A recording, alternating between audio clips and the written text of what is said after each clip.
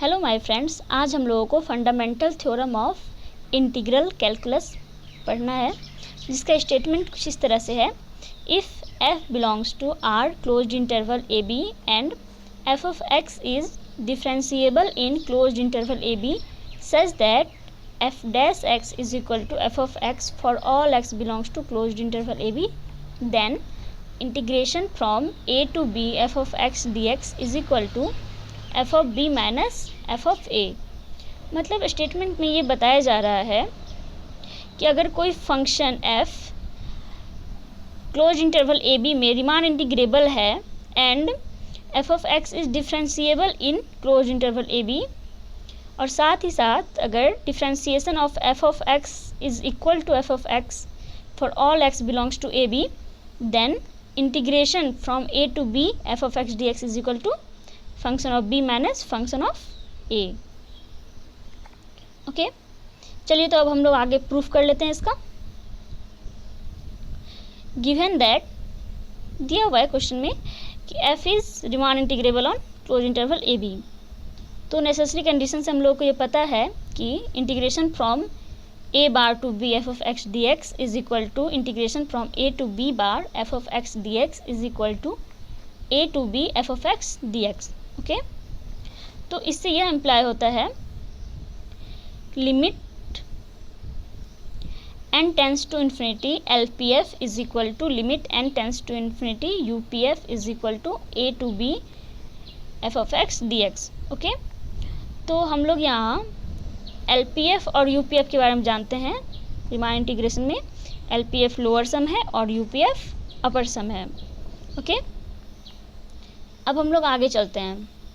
Limit norm of P tends to zero L P F is equal to limit norm of P tends to zero you P F is equal to integration from A to B F of x D X. यहाँ हम लोग norm of P tends to zero लिखें या N tends to infinity, same ही मतलब है दोनों का, तो ये लाइन आप स्किप भी कर सकते हैं। ओके, चलिए आगे चलते हैं अब हम लोग। साथ ही साथ ये दिया हुआ है कि F of x is differentiable in close interval A B, तो इससे हमें यह मिलता है कि differentiation of D by D x of F of x is equal to F of X. Okay, statement में दिया हुआ था हमारे। चलिए अब हम लोग सपोज करते हैं let p is equal to a is equal to x nought X one X two dot dot dot X are minus one X R dot dot dot X N is equal to b, be a partition of A B को हमने partition में बांट दिया। Okay, आगे अब हम लोग क्या सपोज करते हैं let M R be the L U B and M R be the G L B of F of X in R H cell of close interval X are minus one से X R. तो हम लोग जानते हैं कि किसी भी कोई भी बाउंडेड फंक्शन हो, अगर कोई फंक्शन रीमान इंटीग्रेबल है तो वो बाउंडेड भी होगा, तो उसमें लीस्ट अपर बाउंड और ग्रेटेस्ट लोअर बाउंड भी होता है। ठीक है, तो हम लोग सपोज कर लिए कि एम आर जो है वो एल यू बी है, लीस्ट अपर बाउंड है इस सेल का, एंड स्मॉल एम आर जो है वो ग्रेटेस्ट लोअर बाउंड है इस सेल में एक्स आर माइनस वन से एक्स आर में। एंड हम लोग सपोज करते हैं कि xi R be a tagging point in the R H cell, मतलब आर एच सेल में हमने कोई एक पॉइंट लिया जो जाई आर है, मतलब वो टैगिंग पॉइंट है आर एच सेल का। देन हम लोग जानते हैं ये टैगिंग पॉइंट की थ्योरी से कि M R is less than equal to F of xi R less than equal to capital M R. Okay, where R is equal to one two dot dot dot N. Okay, अब आगे चलते हैं हम लोग। तो फिर यहाँ जो था ये M R is less than equal to F of xi R less than equal to capital M R, इसे हम लोग डेल्टा आर से मल्टीप्लाई कर देते हैं तीनों को। ओके, तो यहाँ हम लोग मल्टीप्लाई कर रहे हैं डेल्टा आर को, M R delta R, F xi are delta R और capital M R delta R सब में इक्वली। तो फिर अब हुआ ये, फिर उसके बाद इस सेकेंड लाइन में हम लोग सम्यूशन लेते हैं। Summation from R is equal to one to N M R delta R less than equal to summation from R is equal to one to N F of xi are delta R less than equal to summation from R is equal to one to N M R delta are. Okay, अब हम लोग आगे चलते हैं। Limit norm of P tends to zero. Okay, limit लेते हैं हम लोग सब side equal. Okay, R is equal to one to N M R delta R less than equal to limit norm of P tends to 0 summation r is equal to 1 to n f of xi r delta R less than equal to norm of p tends to 0 limit norm of p tends to 0 summation r is equal to 1 to n mr delta r. Okay, अब next line है limit norm of p tends to 0. हम लोग जानते हैं कि इतने का value LPF के बराबर होता है. ओके, एंड इतने का ये जो वैल्यू होता है summation of r is equal to 1 to n mr delta r वो UPF होता है, ये UPF. ओके, तो हम लोग ये ले लिए. और फिर ये वैल्यू जो होता है ये भी हम लोग पढ़ चुके हैं कि ये SPF होता है. ओके, तो फिर हम लोग ये जानते हैं, तो वही वैल्यू हम लोग यहाँ पर पुट कर दिए LPF, SPF एंड UPF. अब नेक्स्ट लाइन में देखते हैं इंटीग्रेशन. तो फिर जो है इतने का वैल्यू जो है ये होता है integration from a bar to b f of x dx. और इसका वैल्यू जो है ये होता है limit norm of p tends to 0 SPF. तो हम लोग ये सेम टू सेम लिख दिए. और फिर इतने का वैल्यू जो है हम लोग को मालूम है कि a to b bar f of x dx होता है. तो यही हुआ. अब नेक्स्ट लाइन में है integration from a to b f of x dx. हम लोग पहले मान चुके हैं ये इक्वेशन फर्स्ट जो था. देखिए यहाँ पर ये जो है इसको इक्वेशन फर्स्ट मानना है आपको. ओके, ये इक्वेशन फर्स्ट को हम लोग वहाँ पे यूज कर रहे हैं. ओके, तो यहाँ पे यूज हो रहा है. तो यहाँ पर a bar to b f of x dx का वैल्यू हम लोग को मालूम हो गया. इसका वैल्यू हम लोग इसके इक्वल लिख सकते हैं from equation 1. Okay, a to b f of x dx is less than equal to norm of p tends to 0 SPF. ये तो सेम टू सेम यहाँ हो गया. और फिर लेस देन इक्वल टू फिर हम लोग इक्वेशन फर्स्ट को यूज कर रहे हैं यहाँ पर a to b bar f of x dx जो है a to b f of x dx के इक्वल होता है यूजिंग 1. देखिए यूजिंग 1 में यहाँ पर 1 में है कि a to b bar f of x dx is equal to a to b f of x dx. Okay, तो फिर हम लोग वही यहाँ पर कर दिए. ठीक है, यूजिंग 1.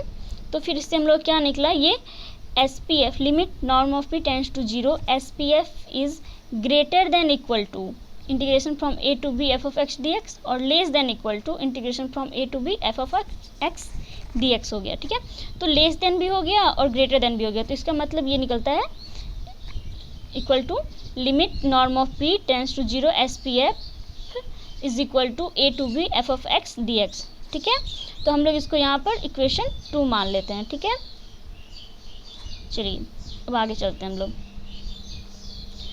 हम लोग के स्टेटमेंट में ये दिया हुआ था कि f of x is differentiable in close interval a b. Okay, हम लोग के स्टेटमेंट से हम लोगों ने ये जाना. ओके, अब नेक्स्ट टाइम में हम लोग ये लेते हैं कि f of x is differentiable in close interval xr minus 1 to xr. Okay, तो अगर ये ए बी में डिफरेंशिएबल है क्लोज इंटरवल में तो ऑफ कोर्स हम लोग ये जान रहे हैं, समझ रहे हैं कि ये उसके प्रत्येक सेल में होगा डिफरेंशिएबल. ओके, तो हम लोग उसका एक सेल लिए हुए हैं ये XR माइनस 1 से XR. ओके, तो इसमें भी डिफरेंशिएबल होगा. Next implies that f of x is differentiable in open interval XR minus 1 to XR. Okay, open interval है ये. तो अगर वो क्लोज इंटरवल में डिफरेंशिएबल है तो ओपन इंटरवल में तो ऑफ कोर्स होना ही है. इससे ये इम्प्लाई करता है कि f of x is continuous in XR minus 1 to XR. Okay, close interval. और हम लोग साथ ही साथ ये भी जानते हैं कि जाई आर जो हमने सपोज किया था यहाँ पर टैगिंग पॉइंट जाई आर जो हमने सपोज किया था वो RH सेल का एक पॉइंट है. तो वो इन दोनों के बीच में ही होगा. ओके, तो वही हम लोगों ने यहाँ किया है कि xi are is greater than equal to XR minus 1 and less than equal to XR. Okay, R is equal to 1 2 3 4 n. Okay, अब हम लोग लाग्रांजेस मीन वैल्यू थ्योरम से जानते हैं कि अगर कोई फंक्शन डिफरेंशिएबल है ओपन इंटरवल में और कंटिन्यूअस है उसी क्लोज इंटरवल में तो फिर उसका कोई अगर पॉइंट हम लोग ले लें जैसे जाई आर हमने लिया तो उसके लिए लाग्रांजेस मीन वैल्यू थ्योरम से हम लोग ये जानते हैं कि differentiation of f of xi are is equal to F of B minus F of A, यहाँ बी है एक्स आर और ए है एक्स आर माइनस 1, तो यहाँ हमने एफ ऑफ एक्स आर ले लिया। F of B minus F of A by B minus A होता है, ओके। ये होता है F of B, okay, xi R and minus F of A, okay, Lagrange's mean value theorem से ये होता है, ठीक है। तो फिर हम लोग ये जान गए। और नीचे होता है b माइनस ए, तो b की जगह एक्स आर माइनस 1 हो गया यहाँ।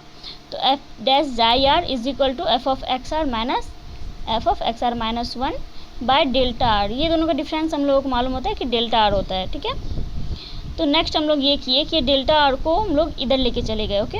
तो यहाँ पे ये वाला लाइन आया इस तरफ, f of x are minus 1 is equal to f dash xi are delta are, okay. अब नेक्स्ट स्टेप है, अब हम लोग जो है पुट करते हैं इक्वेशन में, ओके। पुट करते हैं r is equal to 1 2 3 dot dot dot n in above equation we gate.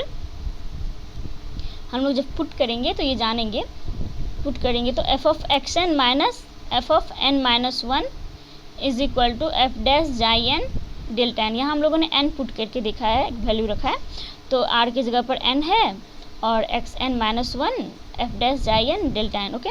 और जब हम सब में ये वैल्यू रखते हैं, मतलब एक एक करके सब में पुट करेंगे, r is equal to 1 r is equal to 2, आप लोग ये पुट करके चेक कर सकते हैं कि f, तो फिर हम लोग जब उसको जोड़ के घटाएंगे तो हम लोगों को ये रिजल्ट आता है F of x n minus F of x naught. Because जब हम लोग r is equal to 1 put करेंगे तो f of 1 minus F of x naught, okay, is equal to f dash xi 1 delta 1 होगा, okay. तो यहाँ पे जब फिर नेक्स्ट जब हम लोग r को 2 पुट करेंगे तो यहाँ पे एफ ऑफ x2 हो जाएगा माइनस एफ ऑफ x1।